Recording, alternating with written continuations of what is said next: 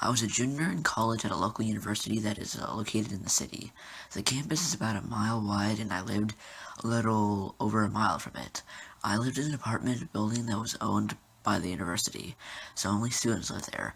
It was known as the poor kids apartment and was the farthest from the campus, and also in a bad part of town. The apartments had recently had issues with break-ins, so I was extra cautious about who I held the door open for. The door to the elevators was one that locked when it closed, and only people who lived there had keys, but sometimes people held the door to save you needing to find your key. It was about 6 p.m. one night, and I was just getting back from class. I had planned on just stopping at my apartment and then leaving to drive to my mom's house for the weekend. I worked about 40 minutes away near my mom's house, so I tended to stay there on the weekends. As I was approaching the elevator door, I noticed that someone was holding it open for a group of us.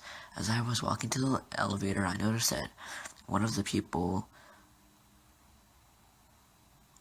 walking to the elevator, I noticed one of the people he held it open for did not appear to be a college student. Not only was he much older, late 30s, early 40s, but he looked homeless, for lack of better words. He was dirty and wearing dirty clothes. He obviously stood out to me, but apparently not to the other people in the elevator because no one really watched him except for me. I watched to see what floor he pushed when he walked in. He didn't push a floor. Big red flag. I was on the top floor and I was one of the last people to enter and noticed I was the only one to push the floor. That floor. Fuck. If this guy doesn't get out on a lower floor, he might be up something. As the floors open and people get out, I notice that he is looking at me and not getting off at any time at any of the other floors. Before long, it's just me and him. I have to think fast because the fact that he didn't press my floor but entered before me, and the fact that he appeared out of a place were both red flags.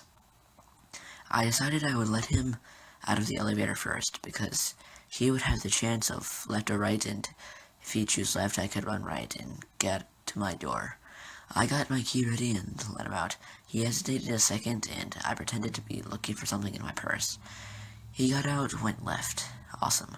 I go to my right into my apartment, which was located close to the elevator.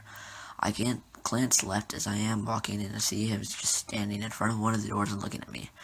I get into my room and lock the door right away.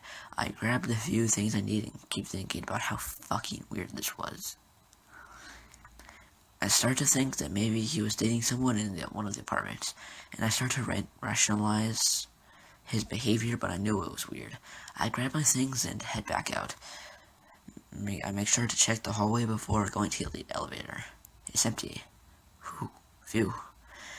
I get back in the elevator and take it down to the lobby. I go to get out, and what do I see getting in a group of new people? That guy. What the fucking fuck? Okay, so now I am sure he's up to something. He sees me and his eyes get big. I got to pull out my phone because I knew I had to do something. I'm about to call the cops while walking out of the lobby, and I run into the security guard who watches our building after a certain time. I tell him everything. He decides to contact the police and have them waiting when he gets back down. And he said he would go up and try to find him. He tells me I did the right thing. I still feel bad that someone else could have potentially been in danger. I just hope that he was only a thief and not some sort of rapist or murderer. I didn't hear anything else about it. I never ran into that same security guard again, so I can't say what happened for sure.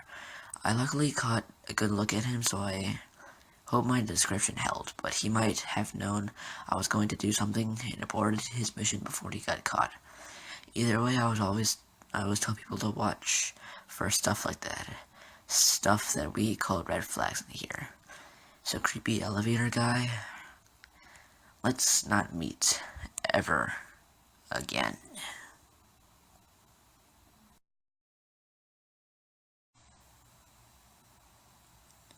This happened last year in October, so pretty much 3 months ago, but technically last year. Anywho, my girlfriend and I decided to make a Walmart run. She was having nuclear-like cramps and demanded that I take her to get some ibuprofen. You never say no to a woman that is on her period. It was already late and we got back at around 2 a.m. We left at 1 a.m. We lived on campus as we were both college sophomores. I park in a parking garage that is about a 5-minute walk away from our dorm, not very far at all. I parked on the 3rd floor, but the exit was on the 6th floor, so we decided to take the elevator. It was a Thursday morning, so everyone was in bed or out drinking Thirsty Thursday, so the campus was usually silent. As the elevator doors opened, there was a man standing there. I was taken aback because he was hulking, about 6'5", 280 pounds, muscular, and had that stereotypical look of, I'm going to fucking murder you. I didn't move, but again, my girlfriend could have taken down an entire army of Nazi troops with the way she was feeling. She got on right beside him. I followed. We rode up to the 6th floor, and the guy began to make small talk. He asked about our majors, where we lived, how we liked school, etc. He was pretty decent.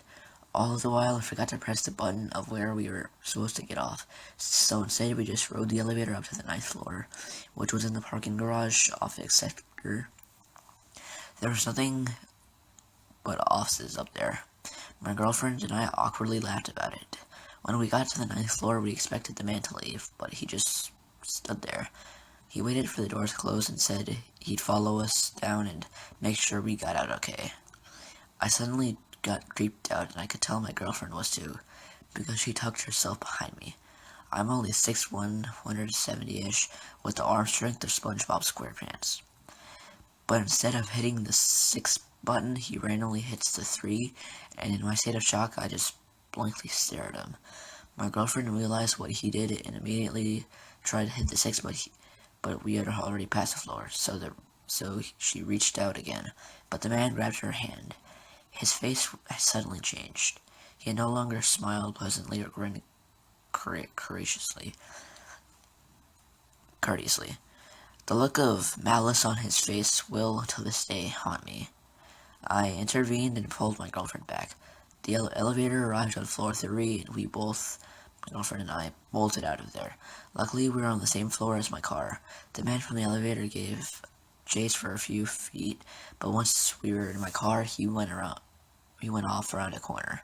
We drove to the campus security station, which was about a minute drive from the garage, and I told them what happened. It wasn't an hour later that they had caught the guy and arrested him.